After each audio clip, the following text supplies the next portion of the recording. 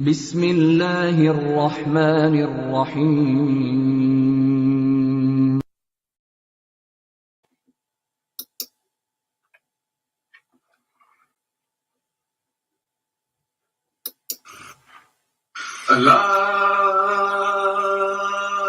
الله أكبر الله أكبر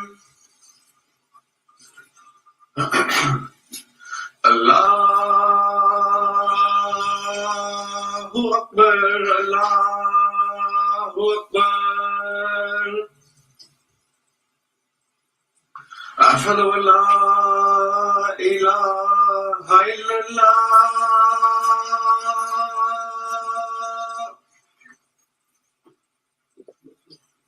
أشهد أن لا إله إلا الله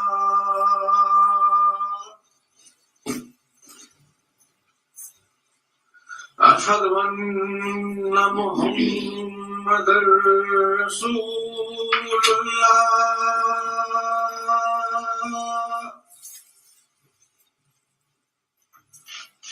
أشهد أن محمدا رسول الله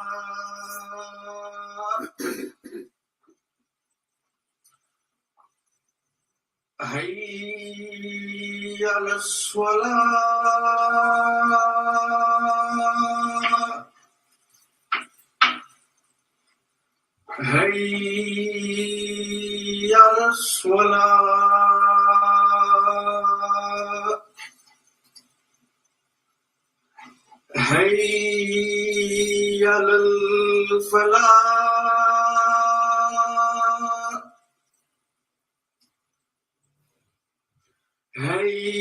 حي على الفلاح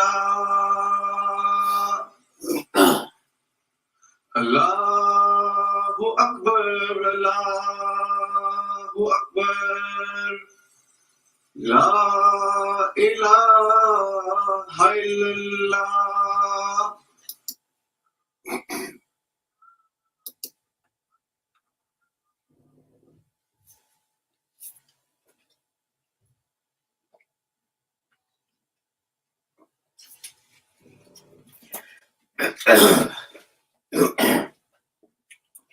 أشهد أن لا إله إلا الله وحده لا شريك له وأشهد أن محمدا عبده ورسوله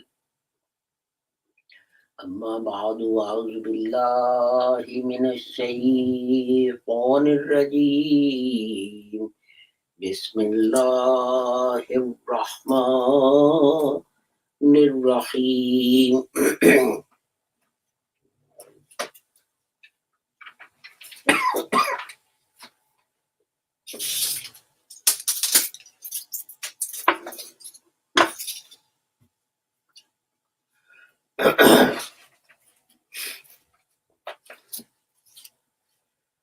This is chapter 5 verses 8 and 9. يا أيها الذين آمنوا كونوا قوامين لله شهداء بالقسط ولا يجرمنكم شنآن قوم على ألا تعدلوا اعدلوا هو أقرب للتقوى واتقوا الله إن الله خبير بما تعملون. وعد الله الذين آمنوا وعملوا الصالحات لهم مغفرة وأجر عظيم.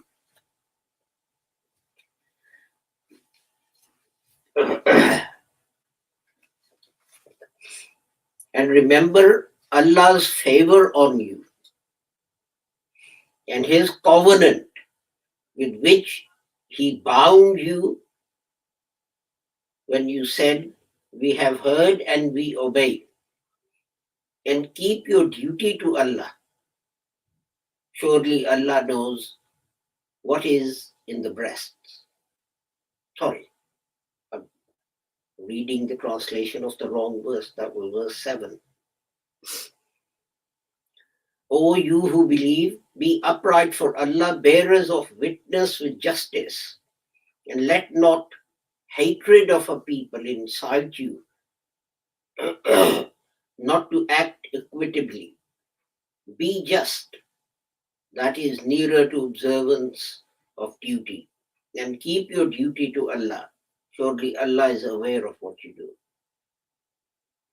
Allah has promised to those who believe and do good deeds, For them is forgiveness and a mighty reward.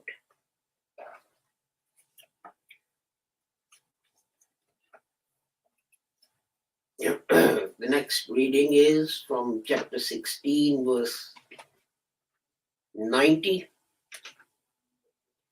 إن الله يأمر بالعدل والإحسان وإيتاء ذي القربى وينهى عن الفحشاء والمنكر والبغي يعظكم لعلكم تذكرون. Surely Allah enjoins justice and the doing of good to others, and the giving to the kindred, and He forbids indecency and evil and rebellion. He admonishes you that you may be mindful. The next reading is from chapter 55, verses 7 to 9.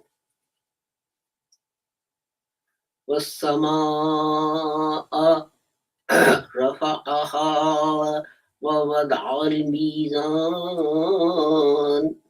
أَلَّا تَطْغَوْا فِي الْمِيزَانِ وَأَقِيمُوا الْوَزْنَ بِالْقِسْطِ وَلَا تُخْسِرُوا الْمِيزَانَ.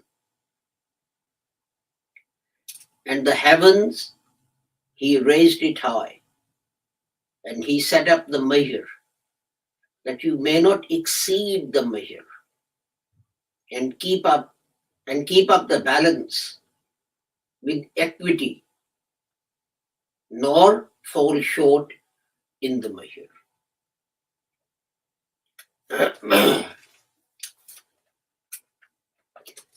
The next reading is from chapter 4, verse 135. يا أيها الذين آمنوا كونوا قوامين بالقسط شهداء لله ولو على أنفسكم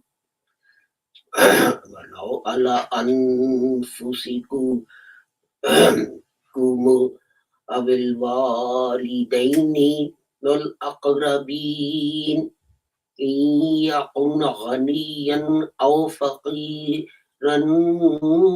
فالله أولى بهما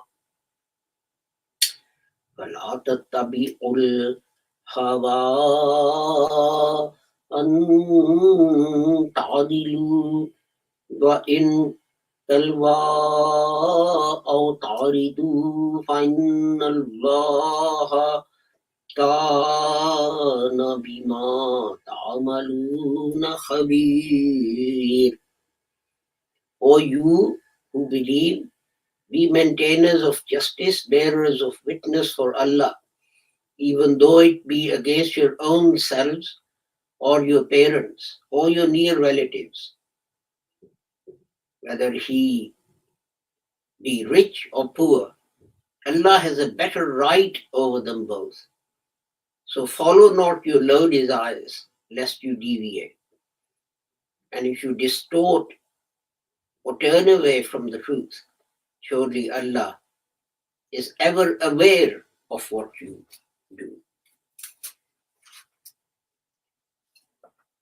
And the last verse that I want to read is from chapter 4, verse number 58.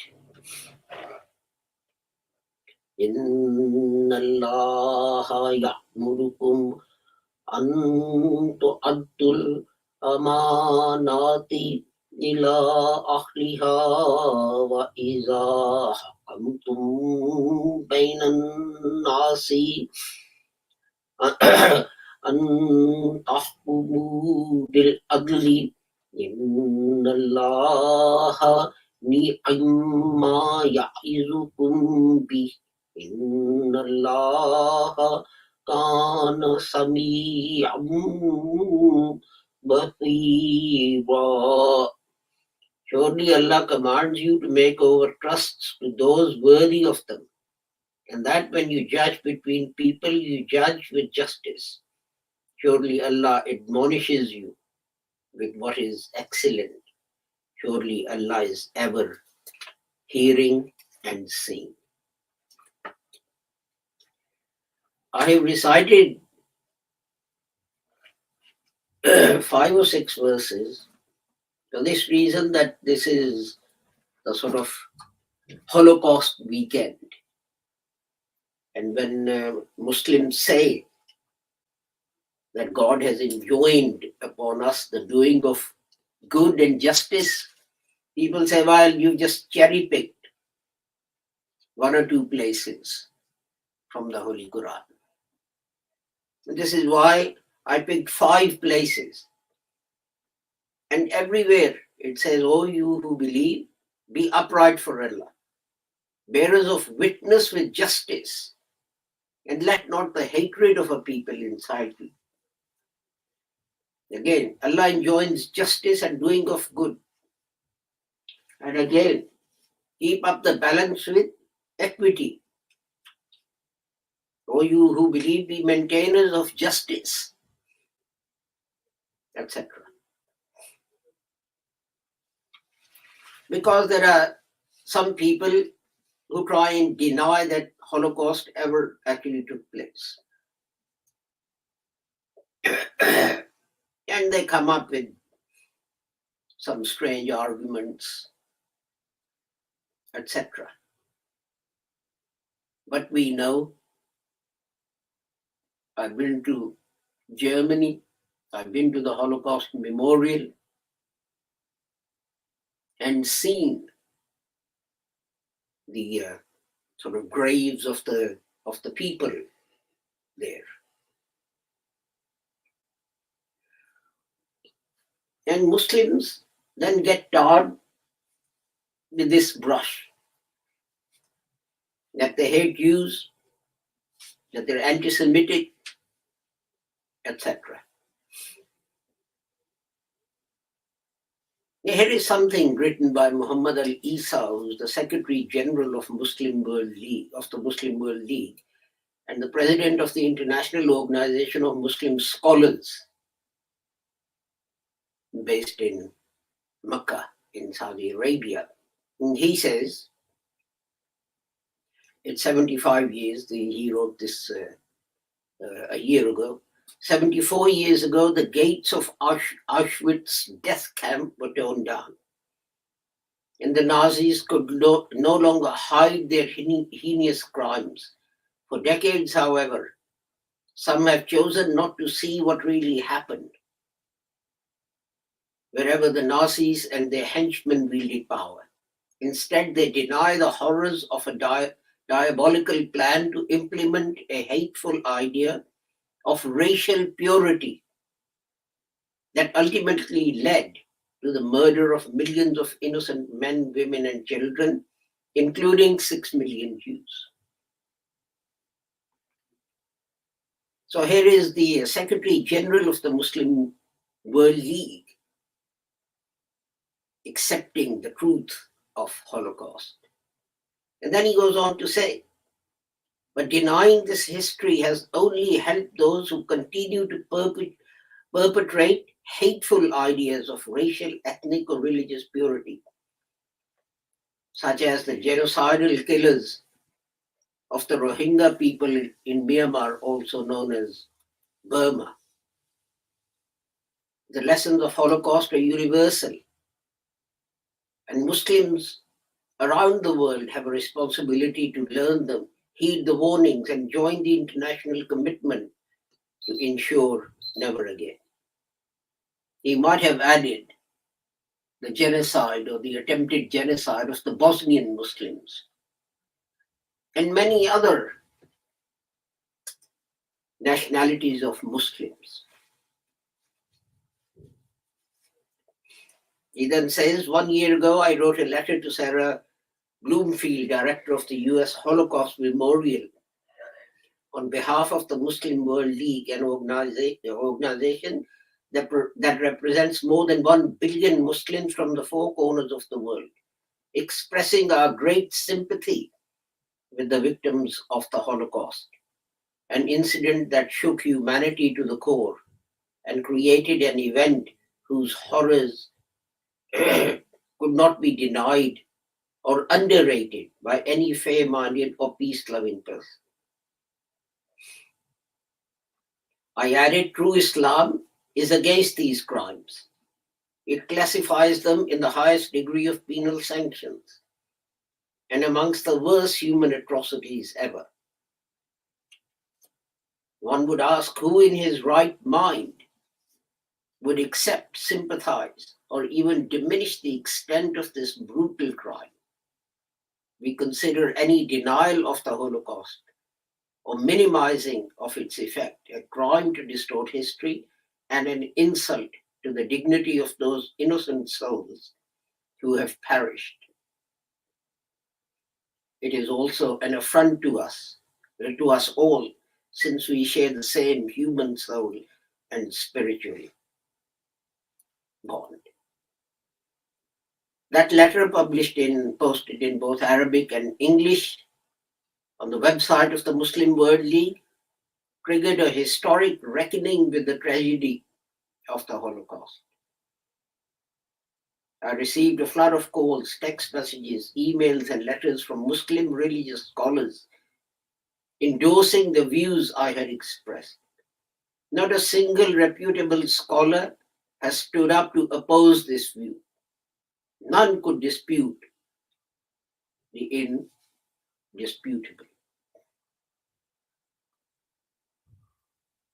As adherents to a faith committed to tolerance, coexistence, and respect for the dignity of all mankind, we share a responsibility to confront those who would carry Adolf Hitler's torch today and to join hands with people of goodwill of all nations and faiths to prevent genocide wherever it threatens innocent lives. But remember, the whole of this paragraph is as if you're reading the Lahori Ahmadi literature. Non-Ahmadi scholars divide the world into two: Darul Salam, the area of peace, and Darul Harb, the area where war is allowed.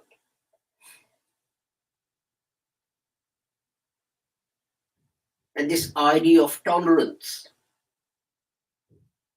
of the right even to criticize each other's religion, coexistence and respect for the dignity of all mankind was first put forward as a new interpretation of Islamic thought by Hazrat Mirza Ghulam Ahmad Sahib 100 years ago.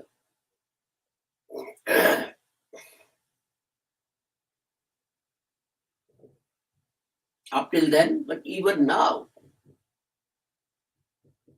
some Muslims claim that the expression Ummat-e-Wusta used in the Holy Quran means that Muslims are a superior people. Their morals and character is above, is superior to all other nations.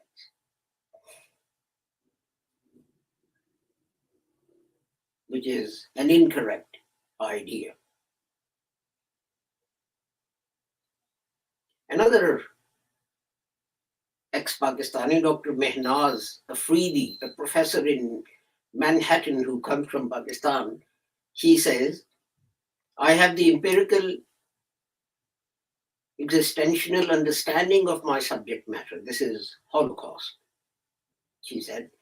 And I have the belief that if you speak for another, it means more than if you speak for yourself.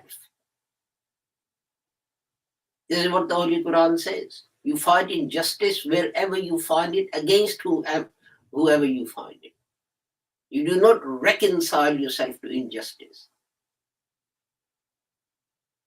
You don't stand to one side and watch silently as a Hindu or a Sikh or a Jew or some other faith or nationality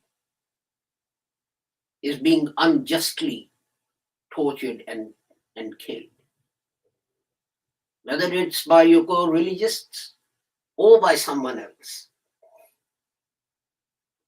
And when there is so much daily tension between Muslims and Jews, it's momentous for us to do this work.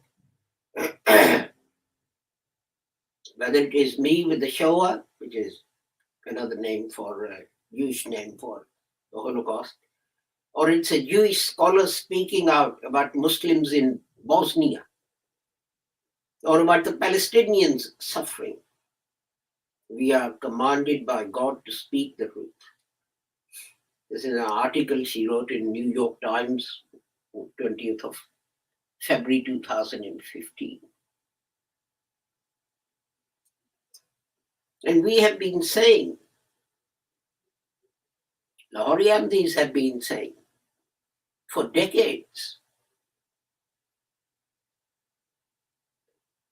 that this day should not only be about those who were killed in Nazi concentration camps. Although this is how it started.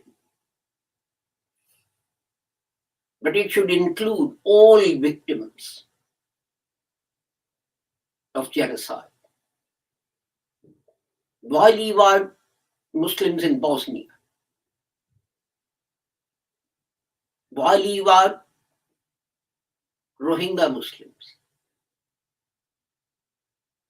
Why leave out the Christians who were murdered in some parts of Africa?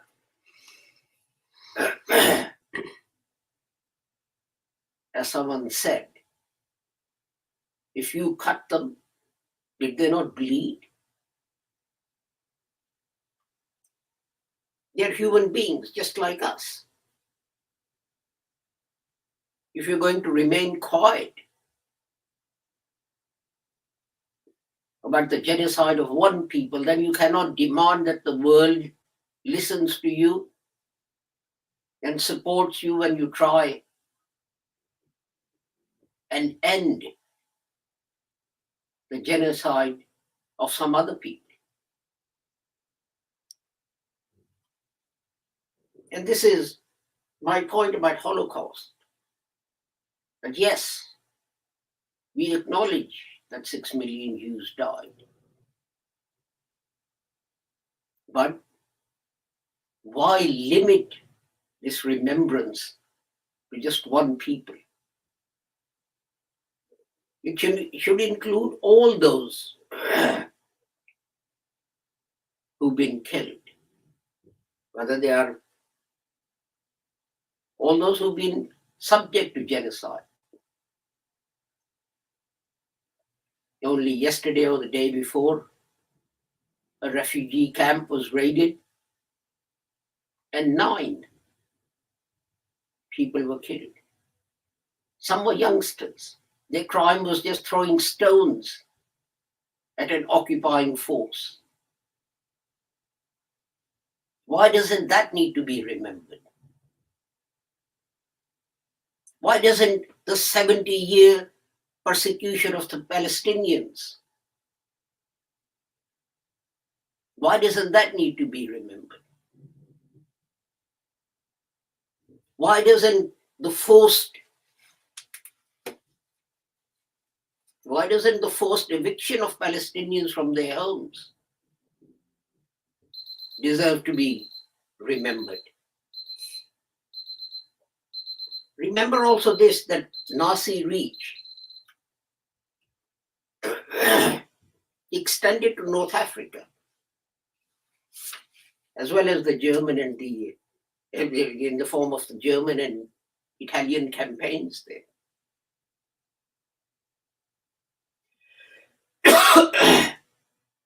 There were also hundreds of thousands of Muslim soldiers in the Soviet army, in the British armed forces, who fought the tyranny of Nazism. Many were buried, many still are buried, in a large military cemetery near Woking.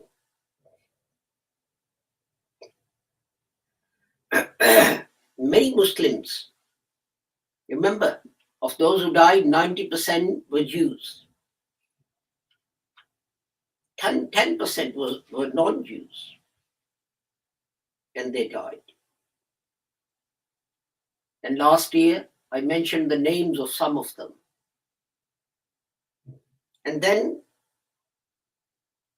in North Africa, there were those Muslims who risked being killed by the Nazis because they protected the Jews. And to their credit, the Jewish people have recognized that. They have a category called righteous amongst the nations. And a number of Muslims are placed in that, such as Muhammad V, the king of Morocco. When the Nazis asked him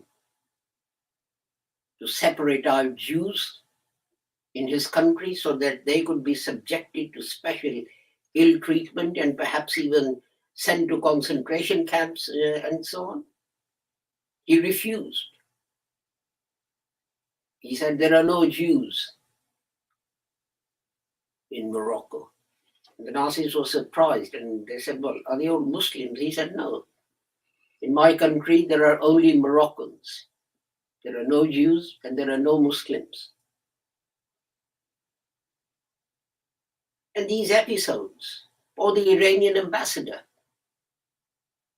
who issued thousands of false passports to Jews who lived in France and classified them as Iranian students who were there and allowed them to escape.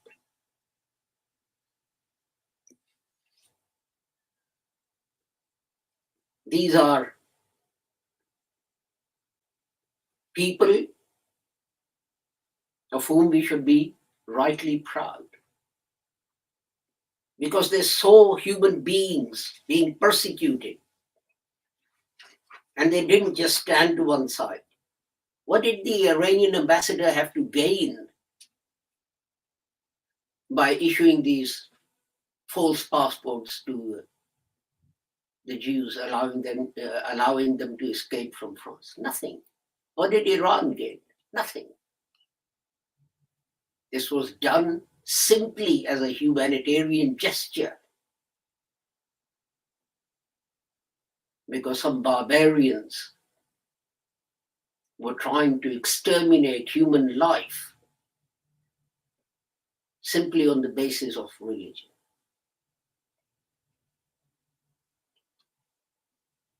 And I regret that Muslims don't stress this enough. And I again point to an incident which I repeat many times in the life of Hazrat Mirza Ghulam Ahmad Rahmatullah Alayh. When someone who qualified as a doctor asked him for guidance about how he should conduct his practice, he said, when a man in difficulty, in pain sits before you, never let the idea of his religion or sect or class or creed enter into your head. Give thanks to Allah that He has put the skills in your hands that you can use to relieve the pain and distress of one of His creatures. That should be our attitude. When we see someone in distress, whether it is due to floods in Pakistan or brutal killings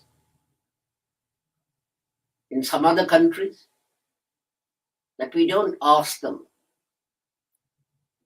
what's your religion, what's your sect, what's your nationality. We simply extend out our hand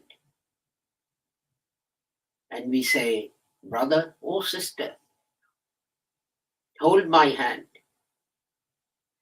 Let me take you out and hope that I can relieve you of your pain and distress.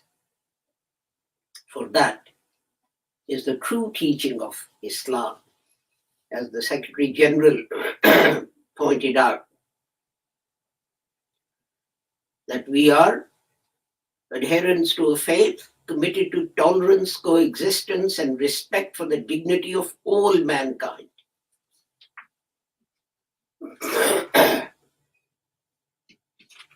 This is January, so let's make it our New Year's resolution that this is how we will behave.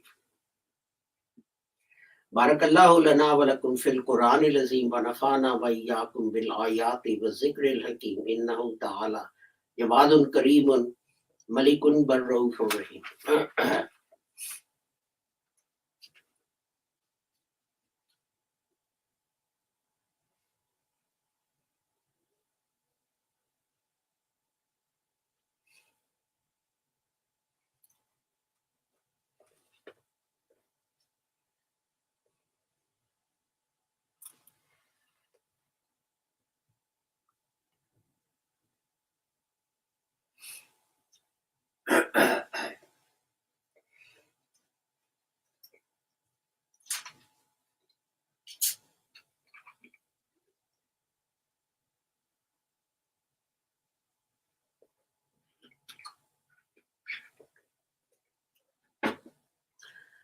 Alhamdulillah. Alhamdulillahi nahmaduhu wa nasta'inuhu wa nastaghfiruhu wa nu'minu bihi wa natawakkalu alayhi wa na'udhu billahi min shururi anfusina wa min sayyiati a'malina. Man yahdihillahu fala mudilla lahu wa man yudlilhu fala hadiya lahu. Ashhadu an la ilaha illallah wa ashhadu anna Muhammadan abduhu wa rasul. Allahumma salli ala Muhammadin wa ala ali Muhammadin kama sallaita ala Ibrahim wa ala ali Ibrahim innaka Hamidum Majid. Allahumma barik ala Muhammadin wa ala ali Muhammadin kama barakta ala Ibrahim wa ala ali Ibrahim innaka Hamidum Majid. Allahumma ansur man nasara deena Muhammadin sallallahu alayhi wa sallam waj'alna minhum. Allahumma akhzul man khazala deena Muhammadin sallallahu alayhi wa sallam wa la taj'alna minhum. عباد الله رحمكم الله إن الله يأمر بالعدل والإحسان وإيتاء ذي القربى وينهى عن الفحشاء والمنكر والبغي يعظكم لعلكم تذكرون اذكروا الله يذكركم وادعوه يستجب لكم ولذكر الله أكبر والله يعلم ما تصنعون.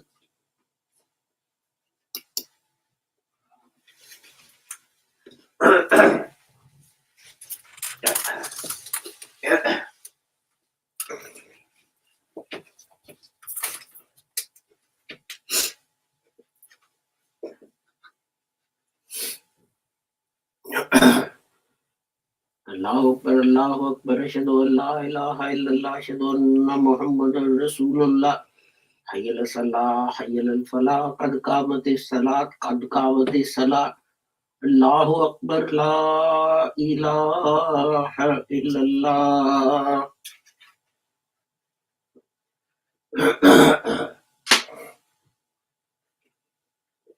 الله أكبر.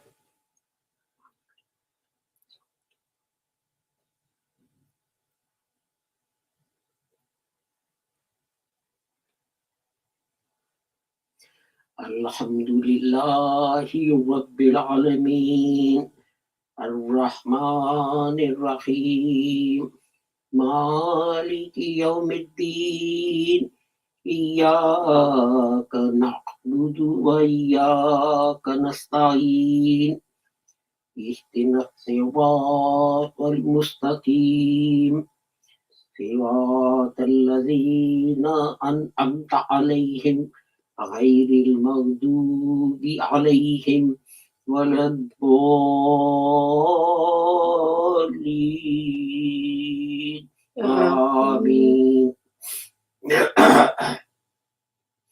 إنا أعطيناك الكوثر فصل لربك وانهر إن شانئك هو الأبتر. الله أكبر. سمع الله لمن حمده ربنا الله أكبر.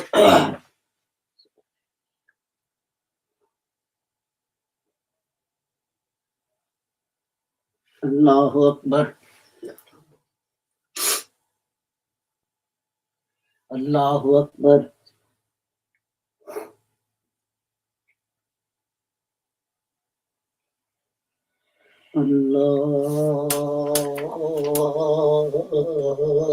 الله أكبر.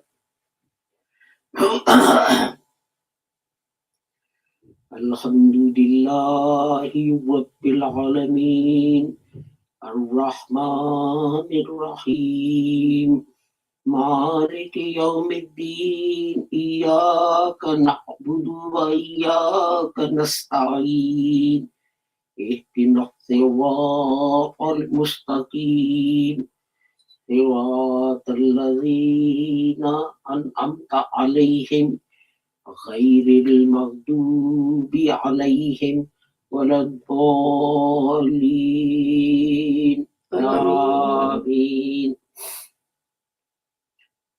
قل يا أيها الكافرون لا أعبد ما تعبدون ولا أنتم عابدون ما أعبد ولا أنا عابد ما عبدتم ولا أنتم عابدون ما أعبد لكم دينكم ولي دين. الله أكبر.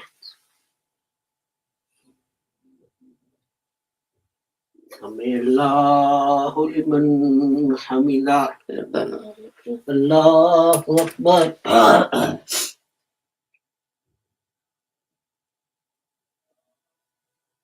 الله أكبر. الله أكبر.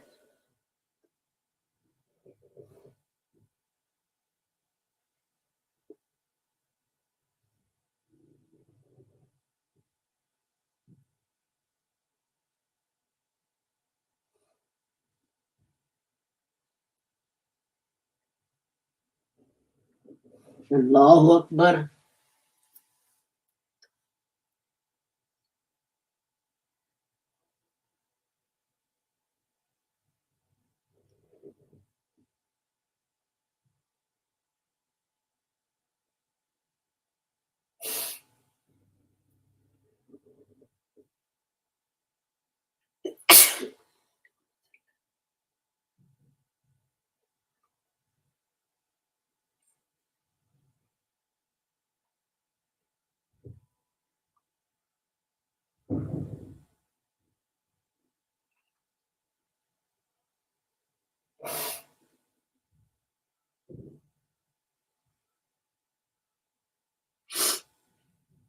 Assalamu alaikum wa rahmatullah. Assalamu alaikum wa rahmatullah. Astaghfirullah.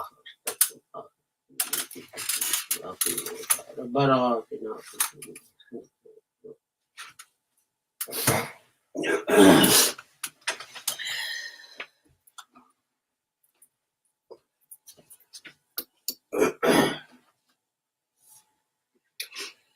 Thank you for joining us for our Friday service. I hope you're finding these helpful and useful. If you have any ideas about how we can improve them, please do let us know. Our next broadcast is going to be on Monday, inshallah, when we continue with the Tadabburul Quran and reflections on the Holy Quran series. In the meantime, with the prayer that whoever you are and wherever you may be, may Allah keep all of you safe and sound and free from harm. I take my leave of you. Assalamu alaikum, Khuda Hafiz. Goodbye.